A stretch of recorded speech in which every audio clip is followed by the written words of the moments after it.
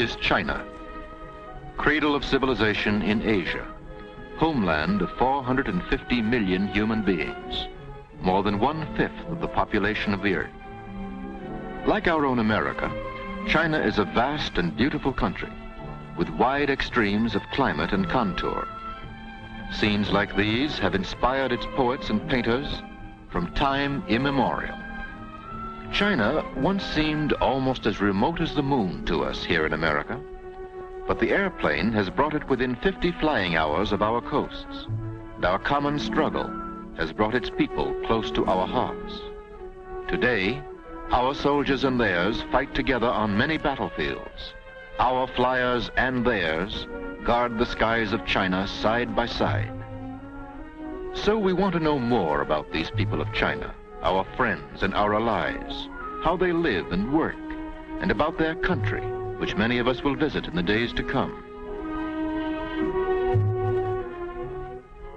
China is a land of rivers, great and small, and an important staple of food is fish. In this type of fishing, you don't have to bait a hook or worry about whether the fish will bite. The cormorant takes care of all that. These birds are slaves of a notorious appetite, a fact which Chinese fisherman wisely turns to his own advantage. The cormorant seems to be happy in his slavery. Everyone seems contented with the whole arrangement, except, understandably, the fish.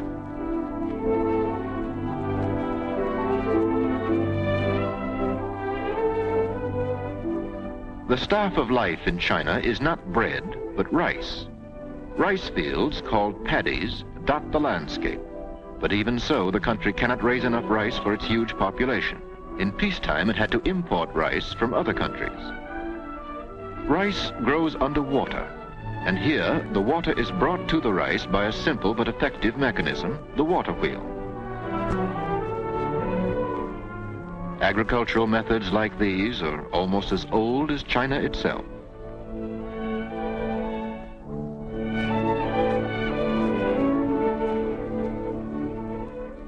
The water buffalo is a popular beast of all work. Here he turns an irrigation wheel. More than 80% of all the people in China live on farms, and the average individual farmer's holding is less than 4 acres. This means that every foot of fertile earth must be cultivated carefully and intensively from dawn to dusk of every day. There are hundreds of thousands of little farms, handed down from generation to generation through the centuries, and work today with the same tools and methods as of old. The Chinese raise vast crops of wheat, tea, beans, millet, and other cereals and grains. They've never been prosperous enough to support cattle and sheep on the yield of their tiny farms. And comparatively little land is given over to pasture. Land is simply too valuable and must be devoted to subsistence crops. Experts from our own Department of Agriculture are now working with the Chinese government on a program of scientific farming, studying such problems as soil conservation, erosion, and reforestation. After this war, an agricultural modernization probably will accompany the industrialization of the country, for the machine and modern scientific methods have come to China to stay, and perhaps to put an end to want and famine, as well as to scenes like these. Where there are so many mouths to be fed, nearly everybody has a job to do. Yes, in China, everybody works.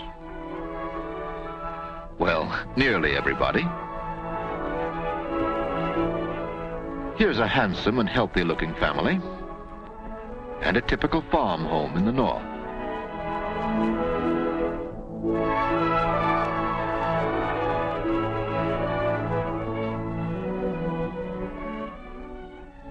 Further north, beyond the Great Wall, there are different scenes.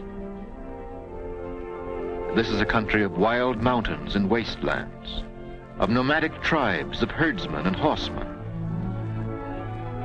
And it's the home of the famous Mongolian ponies, whose ancestors carried the legions of Genghis Khan on their conquest of the ancient world, a conquest that led to the very gates of Vienna, that overran Russia and ruled the earth from Korea to the Volga. The cowboys of our own Wild West could hardly show these riders any tricks of horsemanship. You'll notice that instead of a lariat, they use a long pole with a noose at the end. And they invariably get their horse.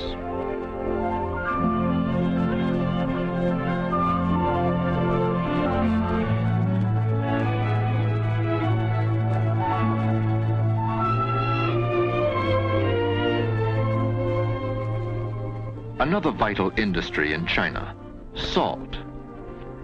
This arrangement of sails catches every wind that blows and thereby turns the pump that brings the salt up from the mine.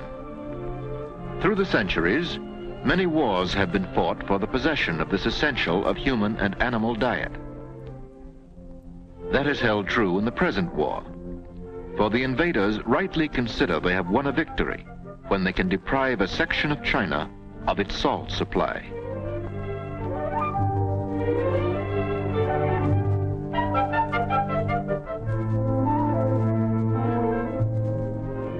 Even ice and snow do not stop the important business of fishing. Here they are fishing through the ice of a stream, a job that requires all the patience and all the warm clothing you can possibly muster. And lest you suspect that they never catch a fish, here is proof that they do.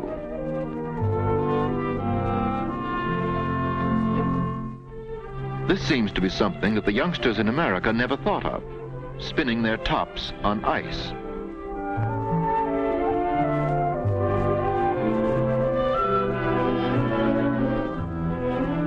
Here's also something new for American boys and girls to try, a combination of skating and sledding.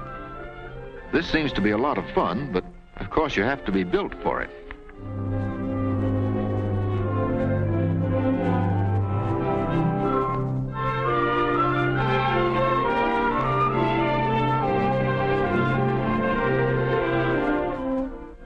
In the interior, problems of transportation are solved in many different ways. For cross-country journeys through desert country, they use the camel as in ancient times. When the Burma Road was closed for a time in 1940, camel caravans from Russian Turkestan were China's principal supply line to the outside world. In transportation, there's always the mule, everywhere on Earth and everywhere in China. The mule is unbeatable as a burden carrier where the going is rough and highways non-existent, as in most of the interior. The government's initial 10-year program calls for something like 200,000 miles of modern roads in the period of Reconstruction, plus nearly 20,000 miles of railroads and a network of airlines for passenger and freight. But meanwhile, there is the mule.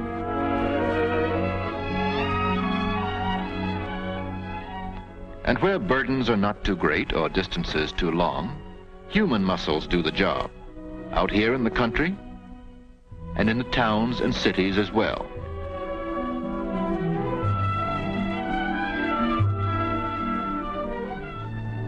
Transport by river and canal is a vast industry.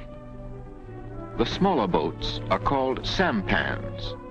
Some of them are propelled by sculling, that is, working an oar placed in the stern of the boat. They hoist a small sail when the wind is favorable. The word junk is usually applied to the larger boats with tall sails. Some of these are capable of navigating the oceans. The Chinese, you know, invented the compass and many other features of the science of navigation.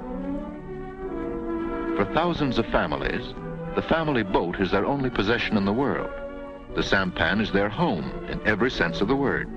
They cook their meals, eat and sleep there, and gain a slender livelihood from the sale of fish that they catch, or from the delivery of small cargoes of freight. Along the riverfront in this crowded city, the houses rest on stilts to protect them against floodwaters. This, of course, is Chongqing, temporary capital of China. This ancient city was abruptly transported into the brutal realities of the 20th century in 1938, when Nanking fell, and the government needed a new capital. They chose Chongqing, 1,100 miles to the west, deep in the interior, beyond the rugged mountains. It was as if we had moved our own government from Washington over the Alleghenies and beyond the Mississippi without railroads or highways to travel on. Chungking is famous for its steps, as London is famous for its bridges and New York for its skyscrapers. From the river's edge to the heart of the city, the pedestrian must climb a total of 360 steps, for Chungking is built on and around a mountain. Now we are on the great Yangtze River, which flows by Chungking from its sources in the eternal snows of the mountains of Tibet and continues on eastward through the heart of China to the China Sea at Shanghai. The gorges of the Yangtze are world famous for their majestic beauty. Navigating the turbulent Yangtze is a stiff challenge to the strength and ingenuity of the boatman. Shoals, rocks, and treacherous currents are a continual menace.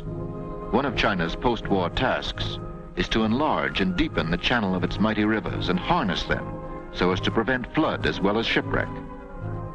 In the future, engines will provide the power to master these rivers, but for the present, there remain grueling tasks for human muscles.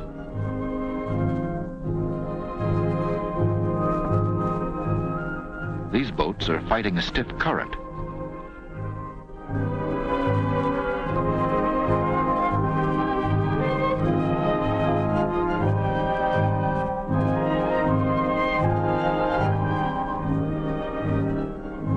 The crew of one finds the task of rowing impossible, and so wades to shore and takes up the job on land.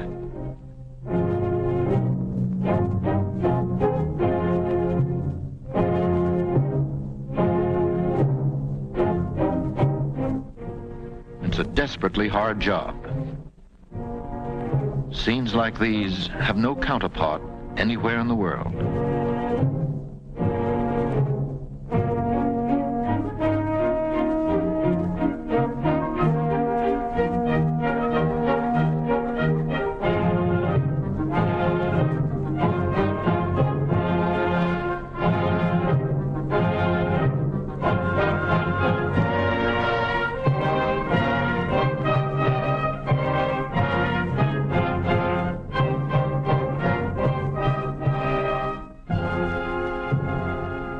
This boat has found still waters.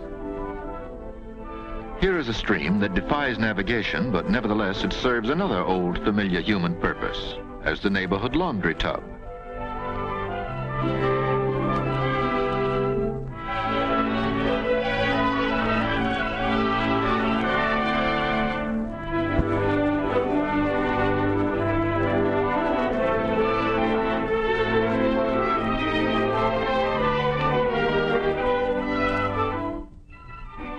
But the waters of China serve some lighter uses too.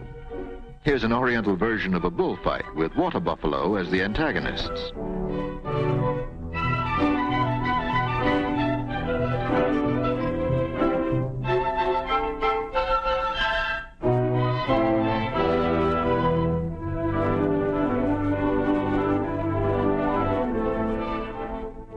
The only danger points in this fray seem to be the toes of the fight fans. Certainly these iron-headed beasts seem to be enjoying it. And here we have the winner and the new champion. One of the most colorful types of Chinese sport and pageantry is the Dragon Boat Festival. The history of this goes back to ancient times, and various stories seek to explain its origin. One popular version says that a renowned poet-statesman drowned himself in the river as a protest against corrupt government, and his friends set out in their boats to recover his body. Each year, on the anniversary of his death, they went to the river again to call up his spirit to witness that they were true to the cause for which he died. But today, the Dragon Boat Festival survives as a race between long canoes, some of them manned by as many as 70 men. Each community along the river has its entry, and the townsfolk come along to cheer the competitors.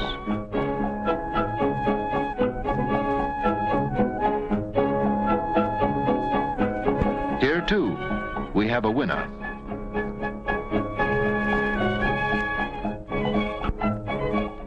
But sometimes the rivers of China turn unkind, and the disaster of flood visits the countryside. In the past, millions of lives and billions in property values have been destroyed by the waters. But in the future, modern engineering will control these rivers for the safety and the service of the people. This is just another of the many big tasks of peacetime for which the government and people are now preparing, even while they carry on the long, bitter struggle for freedom.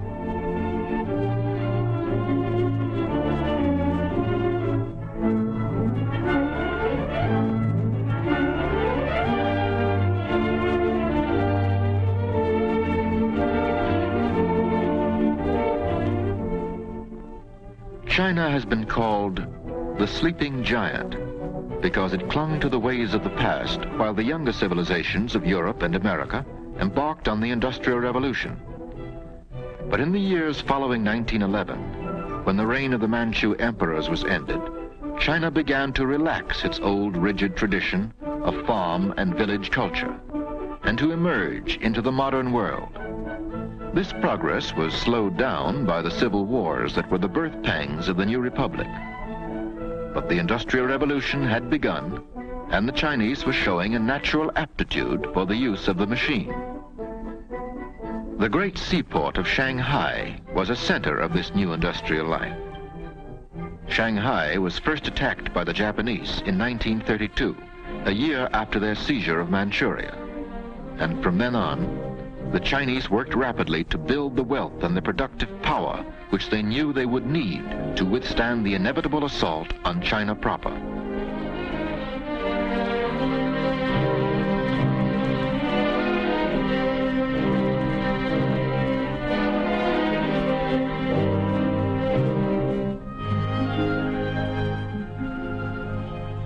On the home front, handsome residential sections like this were constructed.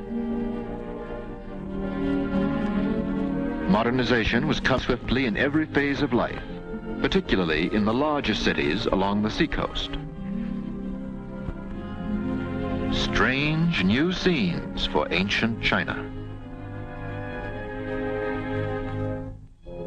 Public health clinics were opened. The best of modern medicine came to China and was welcomed by government and people. Popular education was spreading. Young China was going to school. James Yen, who had studied in America and gone home to China, started his great mass education movement. Working with the government, he devised a sort of basic Chinese from his country's complicated picture language. And even young children found they could master this. After they learned the shapes of the characters, the actual writing is greatly simplified. This pretty little girl seems to be having no trouble. China was building strong minds and strong bodies, aware of the importance to the nation of a vigorous and informed youth. Here's a young fellow who means business.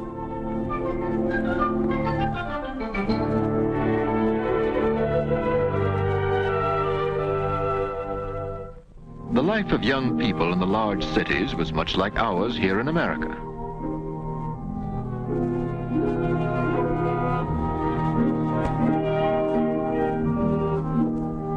It was for China a renaissance, a swift but ordered march into the modern world, a remarkable achievement for a people that had always held the ways of the past in deepest reverence. Here are examples of the young men and women the colleges were producing, fine representatives of new China, studying the arts of peace. But peace was not on the program of the ambitious rulers of the island empire across the China seas. Suddenly, in 1937, the Japanese struck on a vast scale, and China's battle for its life began.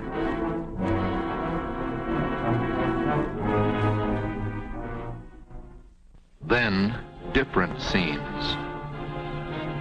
Defenseless, unoffending people fleeing from the horrors of total war. 50 millions of people like these were the victims. Up and down the land of China, they were driven from their homes, separated from their loved ones. and each one who survived had a story of terror and death to tell.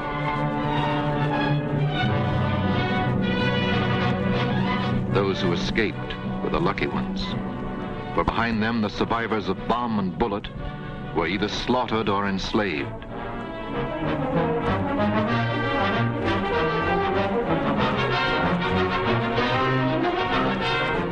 China had so many Coventrys, so many Liebitzes, that had long ago lost count of them.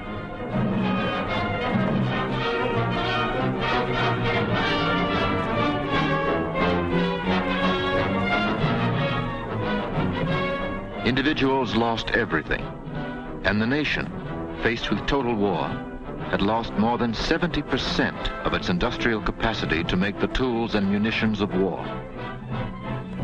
Such a vast displacement of population paralyzed the transportation systems.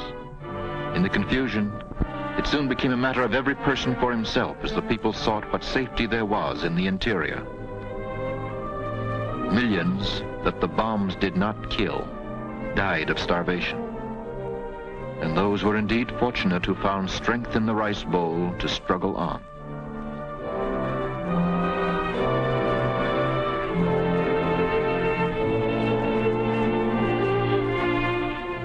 These are China's orphans, the orphans of the war.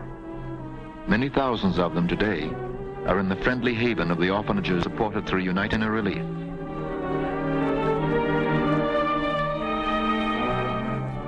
Thus began the greatest mass migration in modern history.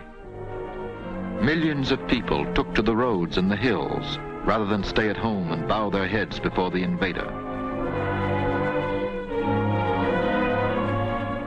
They came flocking into the undeveloped interior, where there was no work for them, where there were appalling scarcities of goods and food. Out of this bitter necessity came a brilliant plan and program, today known all over the world as the Chinese Industrial Cooperative Movement.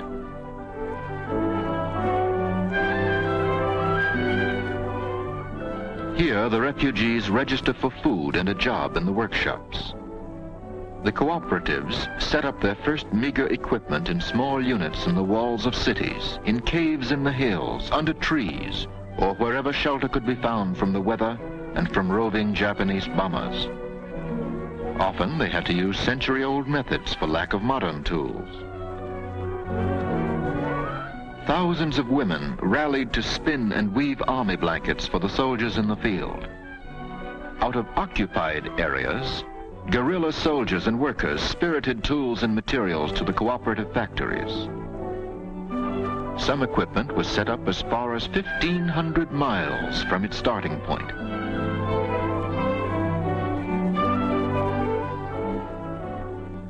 Soon new types of machines were produced that could be used by the cooperatives under emergency conditions.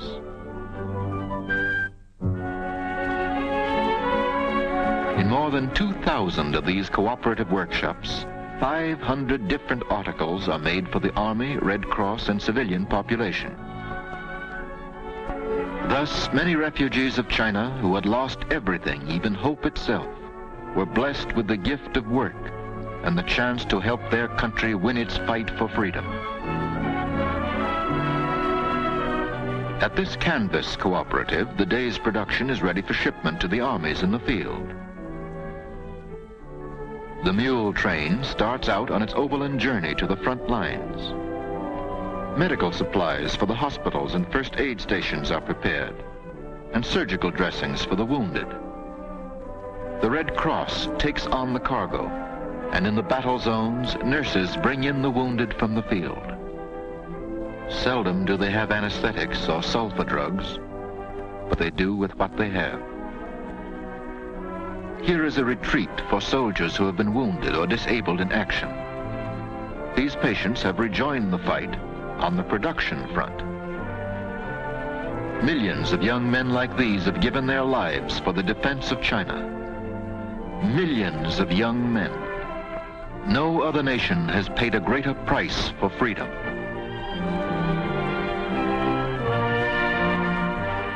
The faces of fighting China, Good comrades for us to have in this gigantic war we fight in Asia and Pacific.